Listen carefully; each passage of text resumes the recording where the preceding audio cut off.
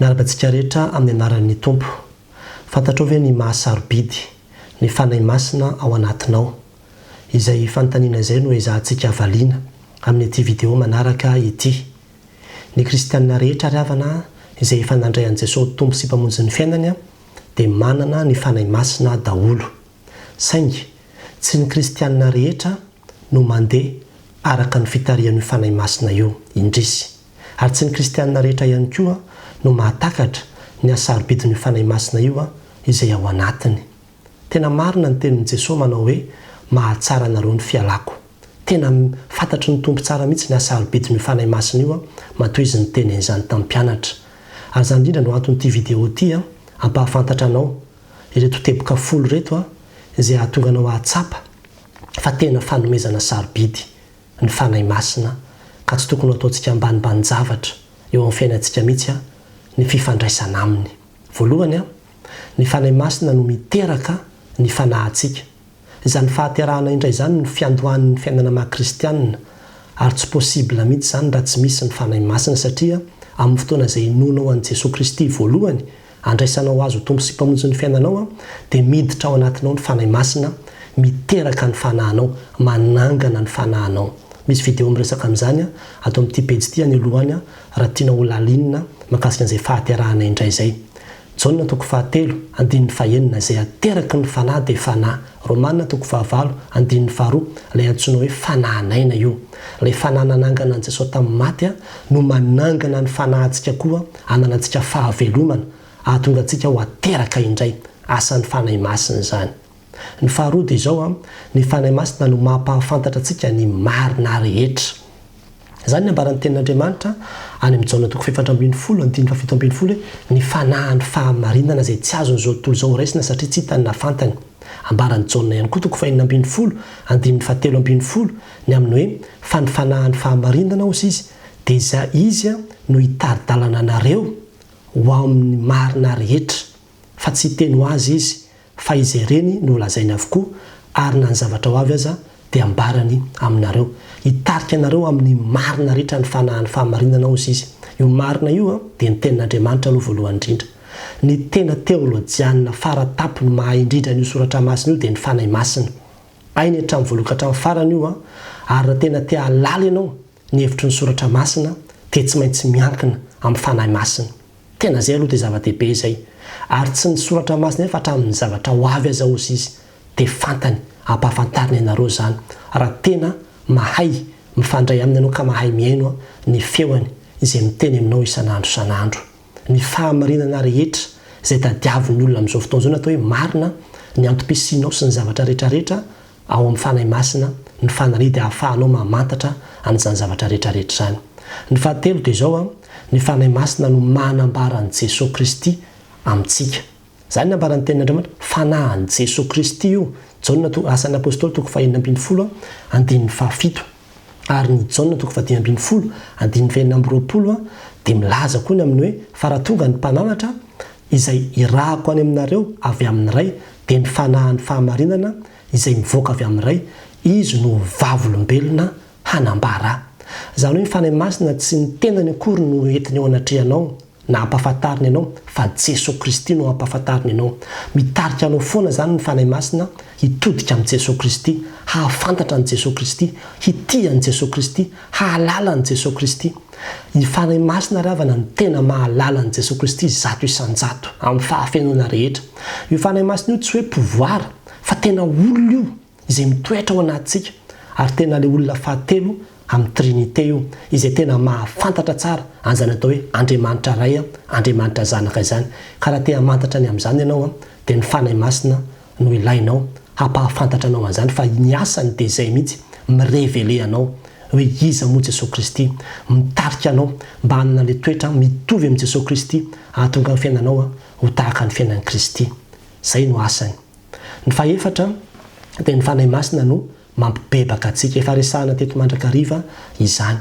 Ny fanahy masina no mampibebaka antsika satria izao io fanahy masina io izay nomena antsika rehefa manota antsika dia malahelo io. Dia izay alahelo izay afindra ny aty anatintsika dia mahatonga antsika koa alahelo rehefa manota isika. Misy an'izay adi-panazy ao anatintsika hoe tena tsy mety ny nataoko. Manenina malahelo anao ny amin'ny fahotana zay vitanao asan'ny fanahy masina zay mahatonga anao hitomany hibebaka ho torotoro fo anantona an'Andriamanitra asan'ny fanahy masina ao anatinao zany matoy ianao manana an'izay le fahatsapana hoe hibebaka zay ao aminao zany zay ny fanahy masina ny dikany aza misalasalany amin'izany ry havana ao aminao zany zay ny fanahy masina matoy ianao mieritreritra hoe andeha hivavaka andeha hibebaka tsy mety ny nataoko mifona Andriamanitra latsaka ny ranomasonao asan'ny fanahy masina daholo zany fa tsy zavatra hafa mahatanteraka an'izany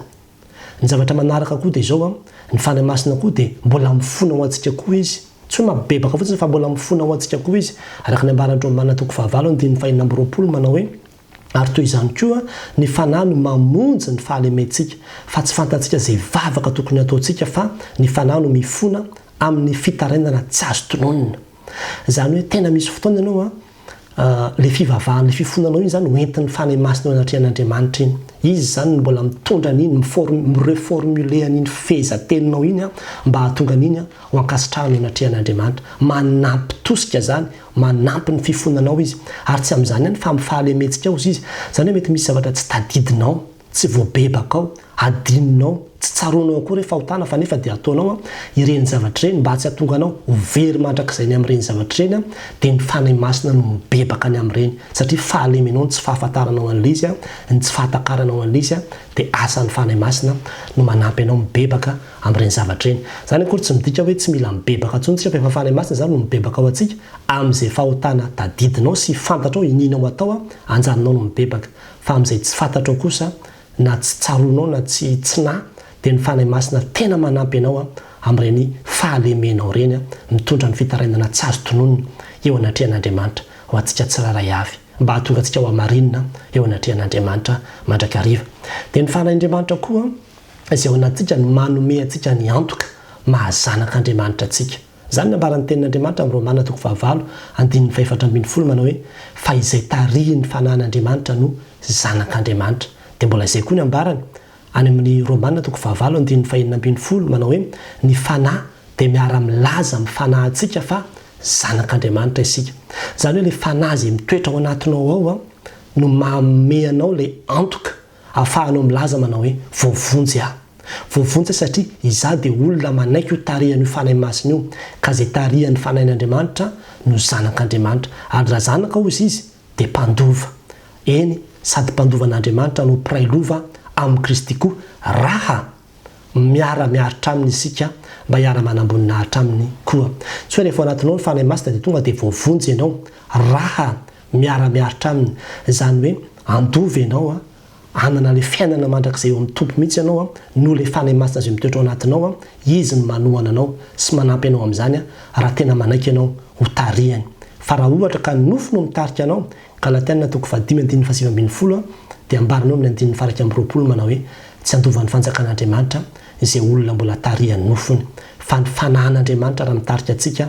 dia izay no mahazanak'Andriamanitra atsika ka rehefa mandeha araka ny fitarihan'ny fanahy masina ianao dia afaka mitenanao manao hoe zanak'Andriamanitra mandova ny lanitra voavonjy satria ny fanahy masina atao anatiko no mitarika ary ekeko ny zavatra fahafito dia izao ny fanahy masina ry havana no loharanon'ny fanomezam-pahasoavana efa ndresahana teto kosa iny amin'ny fanomezam-pahasoavana io fanomezam-pahasoavana io dia ny fanahy masina no manome antsika an'io mizarazarana io araka izay tiavany azy ao anatin'ny kristianina rehetra araka ny Korintianina 2:12 zao dia milazany amin'ny hoe ireo rehetra ireo sy dia asan'ny fanahy iray ihany zarazaraina ho azy rehetra araka ny sitrapony zany hoe ny fanahy masina zany manome an'ilay fanomezam-pahasoavana samihafa ao anatin'ny fiangonana isan-karazany raha hoe tia hitendry an'izao ianao na tia hiry ianao na tia any ny fanahy masina ny secret an'izany izy no mahay an'izany izy no manana ny tompony zany izy no tompony ny fanomezam-pahasoavana rehetra ary mizara an'izany amin'izay rehetra tia ny izarana azy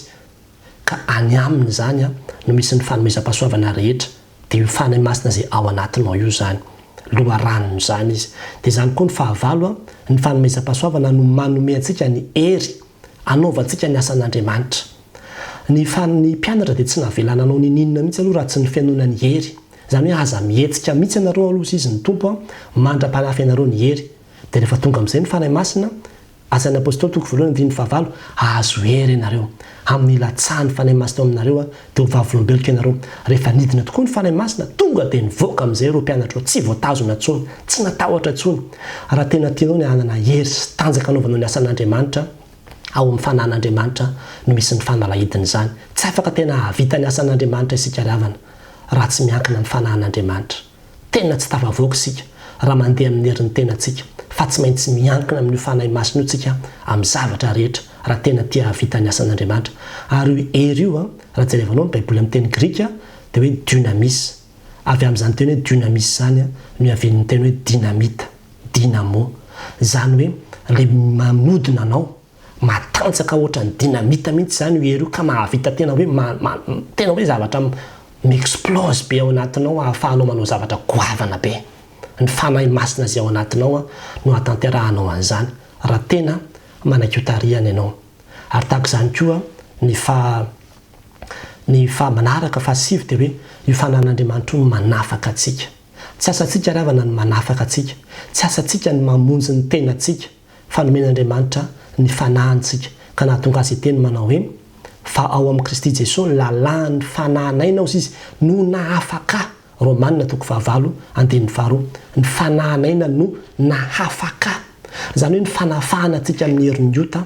dia ao amin'io fanahin'Andriamanitra io ary zany nahatonga ny Korintianina faharoa toko fahatelo andininy fafito ambin'ny folo ny lazana manao hoe ary ny tompo zany fanahy zany ary zay toeran'ny fanahin'ny tompo ny toeran'ny fanafahana makapetsahan'ny olona dia miezaka miala amin'ny zavatra rehetra mamatopatotra azy